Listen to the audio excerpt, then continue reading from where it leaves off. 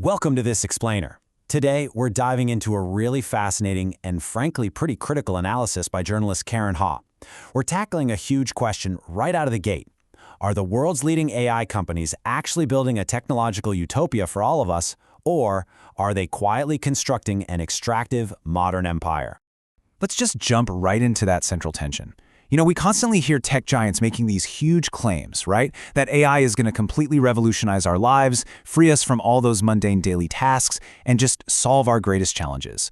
But to figure out where this industry is actually heading, the analysis suggests we really need to look at the core motivations that launched this current AI boom in the very first place. Just take a look at this incredibly revealing quote from Sam Altman, the current CEO of OpenAI. Back when he was talking about his time running the startup incubator Y Combinator, he openly celebrated the fact that he built an empire. And the source material we're looking at today argues that this specific drive, that intense desire to build a dominant monopoly that just scoops up resources and shapes society, well, that's actually our North Star. It's the key to understanding the tech industry's true underlying strategy. Section 1. The mythology of AI, selling heavens and hells. To really wrap our heads around how these companies operate on such a massive, global scale, we first have to look at the almost religious mythology they use to demand total control over this tech. So, according to the analysis, the tech elite are leveraging this brilliant but honestly pretty alarming heaven versus hell narrative. It's actually a lot like the sci-fi epic Dune. The story they push insists that if we just let a tiny group of Silicon Valley elites slash and burn through whatever resources they need, they'll build artificial general intelligence, basically a machine god that's going to usher in this heavenly age of endless prosperity. But on the flip side, they warn us that if we dare to regulate them, some bad actor is going to beat them to it, build a machine demon, and humanity descends into hell. The source argues this is a heavily calculated myth, totally designed to scare the public into handing over anti-democratic control. Karen Hao uses this absolutely perfect transportation analogy to explain what's going on here.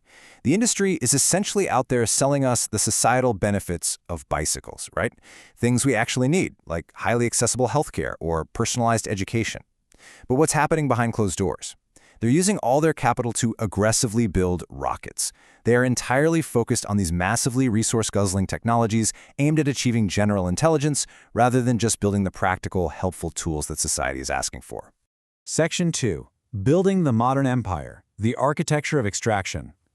So, when we strip away all that utopian mythology about machine gods and bicycles, the actual physical architecture of these tech giants remarkably mirrors the extractive empires we've seen throughout history. The source points out that modern AI companies are literally utilizing the exact same playbook as historical superpowers. Think of the British East India Company.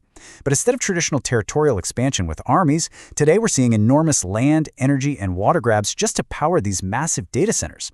And instead of mining for physical gold, their version of resource extraction relies on taking private data and intellectual property entirely without our consent.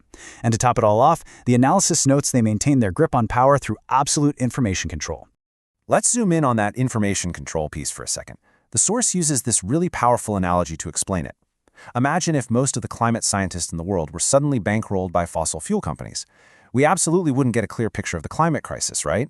Well, today, we are seeing a massive brain drain from academia straight into the AI industry.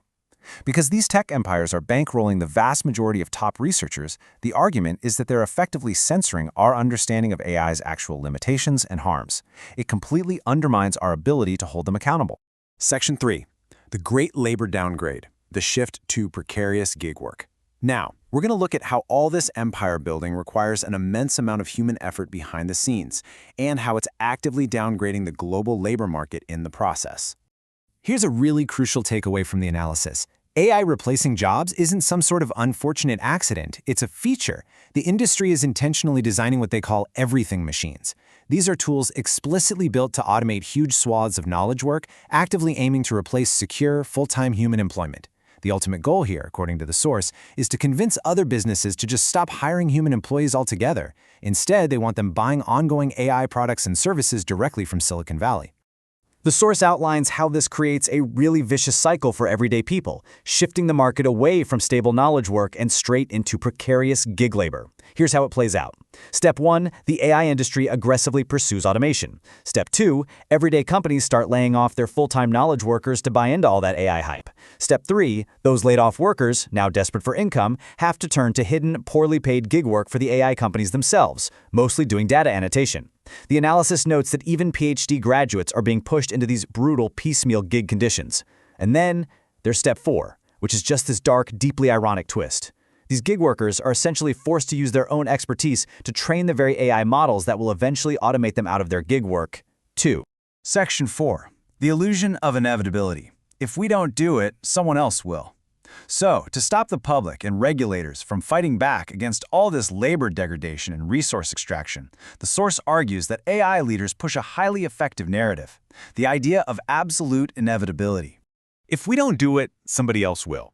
I mean, we hear this excuse constantly from tech CEOs, don't we? It sounds like a totally pragmatic business reality. But the analysis argues it's actually a deeply calculated narrative designed specifically to strip away your democratic agency. By claiming that this technology just kind of lands from the heavens and moves at this totally unstoppable pace, they're trying to make you feel helpless. They're tricking us into believing we have absolutely no say in how these tools are designed or deployed. And the core of that somebody else will argument usually leans heavily on fear-mongering about foreign adversaries, specifically China, mostly as a way to dodge government regulation. The source points out a major irony here. Silicon Valley demands we give them a closed, unregulated monopoly to supposedly protect us from these foreign bad actors. But the reality?